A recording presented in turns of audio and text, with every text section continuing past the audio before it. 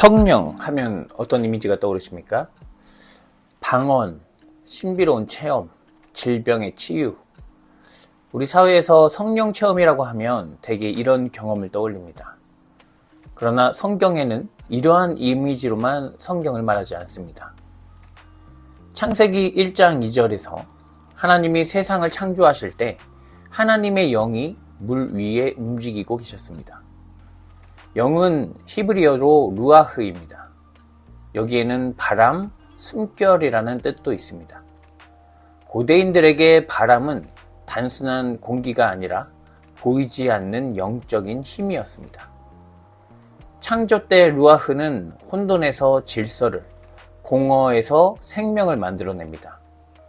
선지자들에게 임한 루아흐는 이스라엘 공동체가 하나님 앞에 올바르게 서도록 말씀을 선포하게 합니다. 에스겔의 마른 뼈에 들어간 루아흐는 죽은 민족 전체를 살립니다.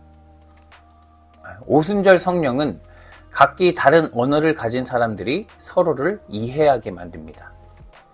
이처럼 성령은 언제나 공동체를 향하고 타인을 향하며 생명 없는 곳을 향합니다. 그런데 고린도 교회 사람들은 성령이 주는 힘과 지혜와 능력을 자신을 높이기 위한 수단으로 여겼습니다. 성령의 은사가 자신을 특별하게 만들어주는 도구라고 생각한 것입니다.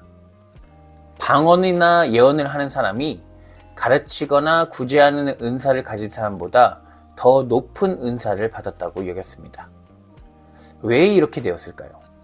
그 답은 그들이 살아왔던 문화에 있습니다.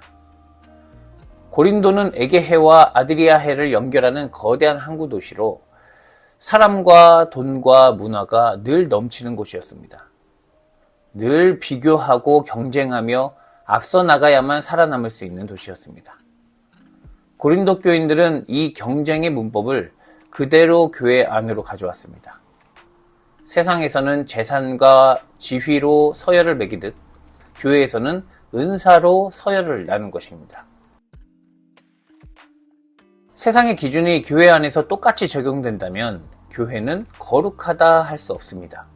그래서 바울은 고린도 교인들에게 이렇게 말합니다. 성령을 힘입지 않고는 아무도 예수는 주님이시다라고 말할 수 없습니다. 세상의 기준을 버리고 하나님의 뜻대로 살게 하는 힘, 그것이 바로 성령입니다. 바울은 이어서 교회 안에 다양한 은사, 다양한 섬김, 다양한 사역이 있지만 그 모든 것은 같은 성령에서 왔고 같은 주님을 섬기는 일이며 모두 같은 하나님의 일이라고 말합니다. 설교자이든 장로이든 집사든 방언을 하든 구제를 하든 모두 하나님에게서 왔고 하나님을 향합니다. 그 안에서 귀천을 나누려고 하는 것은 사람의 마음이지 성령이 주시는 마음이 아닙니다. 7절을 보십시오. 각 사람에게 성령을 나타내심은 유익하게 하려 하심이라. 원문에는 공동애라는 단어가 함께 있어서 새번역과 공동번역에는 공동이익으로 명확히 표기되어 있습니다. 바울이 말하는 은사의 목적은 개인의 이익이 아니라 공동체의 이익에 있습니다. 지혜의 말씀, 믿음, 병 고치는 은사, 예언, 방언, 봉사, 구제, 긍휼, 이 모든 일은 같은 한 성령이 공동체를 위해 각 사람에게 나누어 주시는 것입니다. 그렇다면 성령이 원하시는 공동이익이란 구체적으로 무엇일까요? 교회 건물이 커지는 것, 성도 수가 늘어나는 것, 이런 목적을 가진 단체는 세상에도 많습니다. 교회의 공동이익 중심에는 그리스도가 있습니다. 세상의 이익은 경계를 긋고 편을 나누어 우리 쪽이 더 많이 가지는 것입니다. 그러나 교회가 바라는 이익은 모두가 그리스도의 마음으로 정의와 평화와 생명을 외치며 살아가는 것입니다. 바울은 이것을 그리스도의 몸으로 비유합니다. 몸은 하나인데 많은 지체가 있고 몸의 지체가 많으나 한 몸임과 같이 그리스도도 그러하니라. 몸의 한 지체가 고통을 당하면 모든 지체가 함께 고통을 당하고 한 지체가 영광을 받으면 모든 지체가 함께 기뻐합니다. 모든 사람을 편가르고 순위 매기는 세상에서 누구 하나도 귀하지 않은 사람이 없다는 깨달음을 주는 것. 이것이 성령이 원하시는 일입니다. 이 불가능해 보이는 기적이 초대교회 안에 실제로 일어났습니다. 유대인과 헬라인, 종과 자유인이 한 몸 되고 한 성령을 마신 것입니다. 스스로 히브리인 중에 히브리인이라 자부하던 바울이 유대인이나 헬라인이나 한 몸이라고 선언합니다.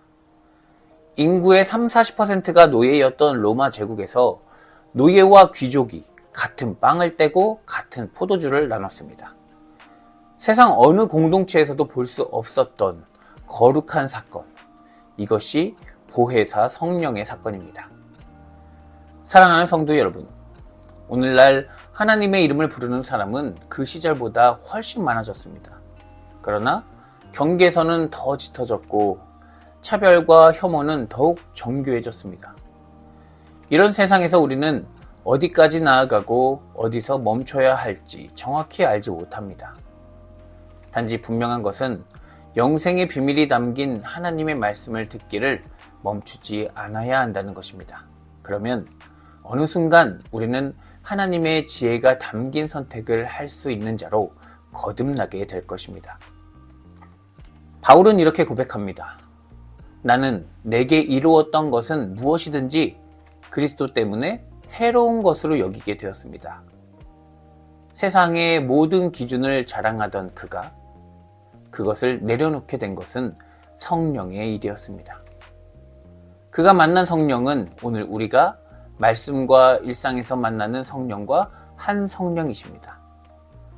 성령이 주시는 그리스도의 마음이 우리를 참된 구원으로 이끌고 있음을 믿으시고 그 믿음으로 세상이 주지 못하는 변화의 기적을 이루어가는 거룩하고 살아있는 하나님의 사람이 되기를 간절히 소망합니다.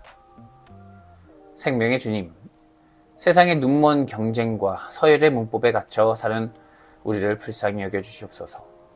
예수 그리스도를 통해 우리에게 보여주시는 성령의 참된 의미를 깨닫게 하시고 혼돈과 공허 속에서 질서와 창조를 만들어 가시는 성령의 역사를 바라보게 하시옵소서.